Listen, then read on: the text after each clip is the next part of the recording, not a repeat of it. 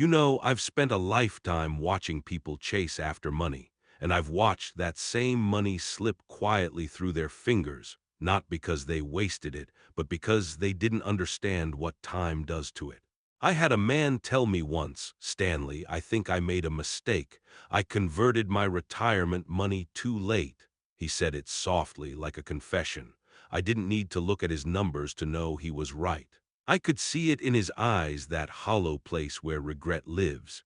He had miscalculated one small thing, and over the course of his life it cost him over $1 million, not lost in the market, not spent on bad habits, just lost to time and taxes. That's the kind of mistake that doesn't show up on a statement.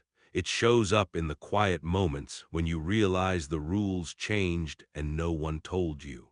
When I was younger, I used to think taxes were just part of life. You earn, you pay, you move on. But the older I got, the more I realized taxes aren't just about income, they're about control. And when you retire, the government doesn't stop collecting.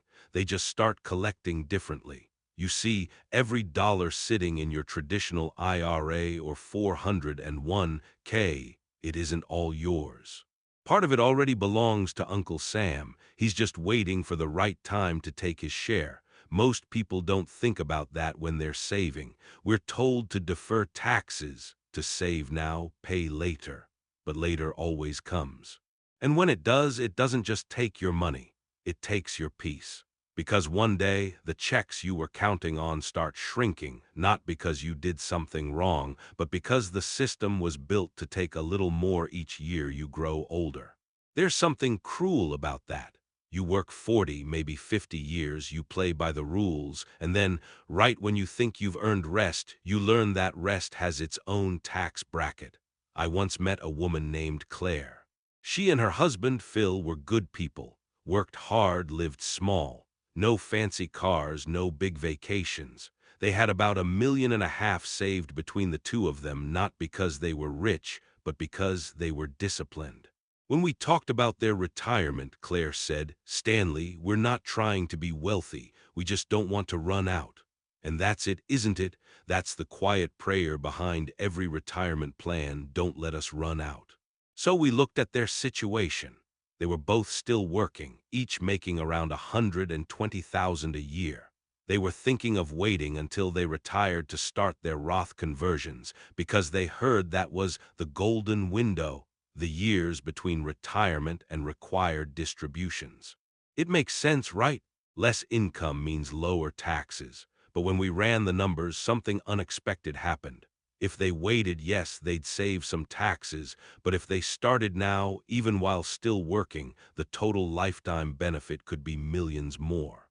And that's when Phil leaned back, crossed his arms, and said, "You mean to tell me we should be paying taxes now on purpose?" I smiled and said, "No, Phil, you're not paying taxes.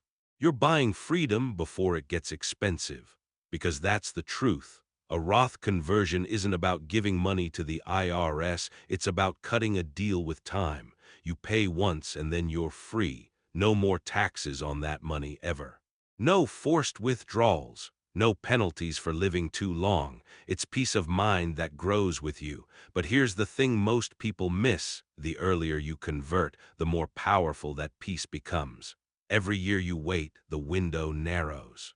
And every year the government quietly moves the goalposts. I've watched people delay because they were scared of the upfront tax bill, scared of doing it wrong, scared of touching the money they worked so hard to build. And I understand that fear. I really do. When you're 65, you don't want to take risks. You want to preserve. But here's the irony: preserving too tightly can cost you more than spending wisely ever would. I remember Tom and Mary, another couple I worked with years ago. Tom was a veteran, Mary was a school teacher. They did everything by the book, saved diligently, avoided debt, trusted their advisor. When Mary passed away, Tom called me. He said, "Stanley, I don't understand. My taxes doubled and my income went down." That's what they call the widow's penalty. See, when one spouse dies, the surviving spouse moves from married filing jointly to single, same money. Higher taxes. It's cruel math, but it's real. If they had done more Roth conversions together, Tom would have had less taxable income, and the government wouldn't have taken such a bite in his loneliness. When I tell stories like these, I'm not trying to scare anyone. I'm trying to wake people up gently, because time doesn't ask for permission, and the IRS doesn't send sympathy cards. When you reach retirement, your income changes, but your expenses don't stop. Medicare premiums go up. Social Security becomes taxable. Required distributions kick in whether you need them or not. And all of that stacks like bricks on your chest. But with a Roth, you lift that weight before it's too heavy to carry. People sometimes ask me, Stanley, what's the perfect age to start? And I tell them, the perfect age is the year before you wish you had. Because this isn't about being rich. It's about being ready. It's about saying, I won't be caught off guard when the rules change. And they always do. See, when you do a Roth conversion, you're really doing something more spiritual than financial. You're trading fear for clarity. You're saying, I'll pay my dues today so I can live tomorrow without the weight of worry. And for people our age, that's not a luxury. That's survival. Now, I know some of you listening might be thinking, I don't have the extra cash to pay those taxes. I get it. It's not easy writing a check to the government on purpose. But think of it this way, if you pay the tax from outside your retirement account, you're giving your future self a gift. Every dollar that stays inside the Roth keeps growing, and it grows tax-free. That's not just math. That's mercy, mercy for the future you who might be widowed, sick, or just tired. And let's talk about tiredness for a moment. Because I've learned something watching my clients grow old, retirement doesn't make you tired. Uncertainty does.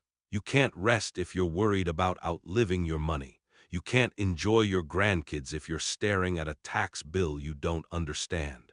You can't plan your life when your money's controlled by rules that change every election year. But you can choose to fix one piece of that puzzle. You can build something tax-free. You can decide today to move from fear to freedom. Sometimes I close my eyes and think about my father. He worked until the day he couldn't. He believed in the system, trusted that his pension and Social Security would take care of him. But the world changed faster than his paperwork could keep up.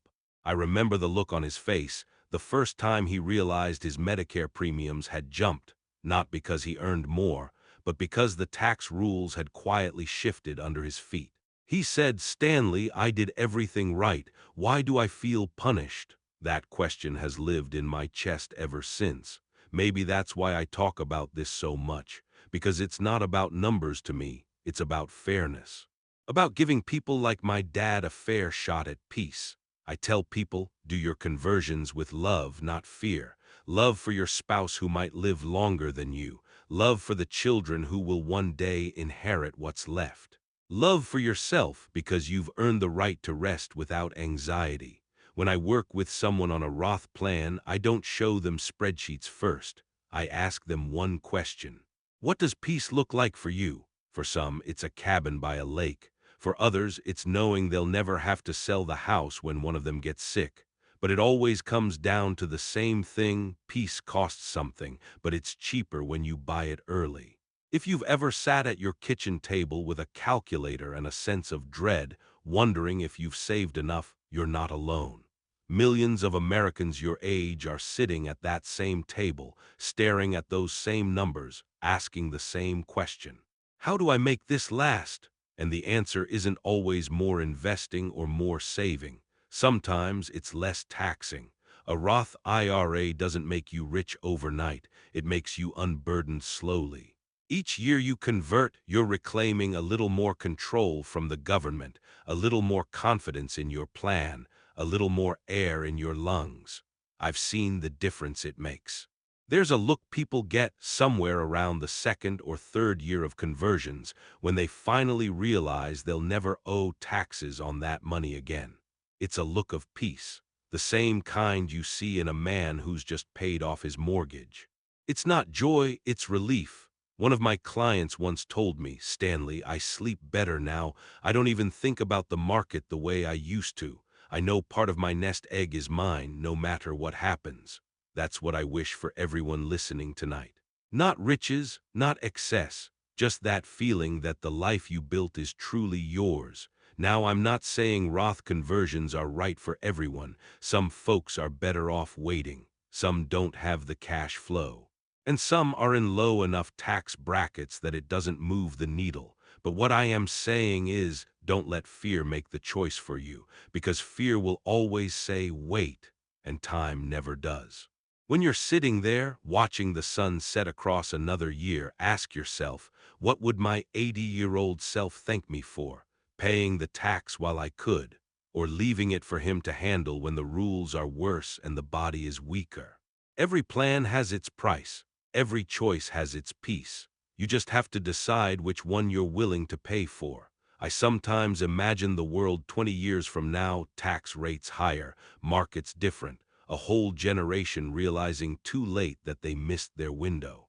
And then I think about the few who acted early, who faced the fear, wrote the check, and set themselves free. They won't just have more money, they'll have more calm, and you can't put a dollar value on that.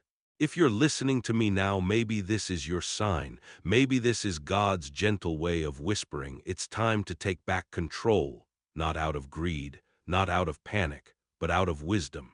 You've carried this long enough. Let the next chapter be lighter. I'm not a preacher, but I've learned something sacred about money. It's not meant to be hoarded or feared. It's meant to serve you, to give you peace, to bless the people you love. And when you plan well, when you pay what's fair and protect what's left, that's exactly what it does. So if you're 60 or 65 or 70 and you're wondering if it's too late, it's not. The best time to plant a tree was 20 years ago. The second best time is now. And every day you wait, the soil gets a little harder. Start small. Convert what you can. Pay your taxes with gratitude, not resentment. You're not losing money. You're setting it free. You're setting yourself free. One day when you're sitting on your porch, coffee in hand, bills all paid, and your phone buzzes with news about the markets or tax changes, you'll smile because it won't matter.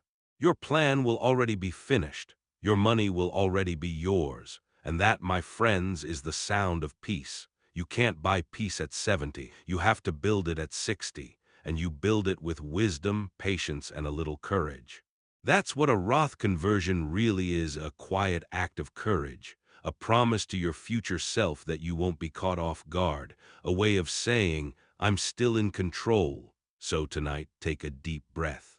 Open that statement you've been avoiding. Look at those numbers not with fear but with ownership. This is your legacy. This is your life's work. Don't let the tax code write your ending. Write it yourself. And when you do, when you finally move from worry to wisdom, from confusion to clarity, you'll feel something beautiful, a calm you can't buy, a freedom you can't measure. The peace of knowing that you made one last smart choice before time made it for you. This is Stanley Wolfe. And tonight, I just want you to know it's never too late to buy your peace back, one thoughtful decision at a time.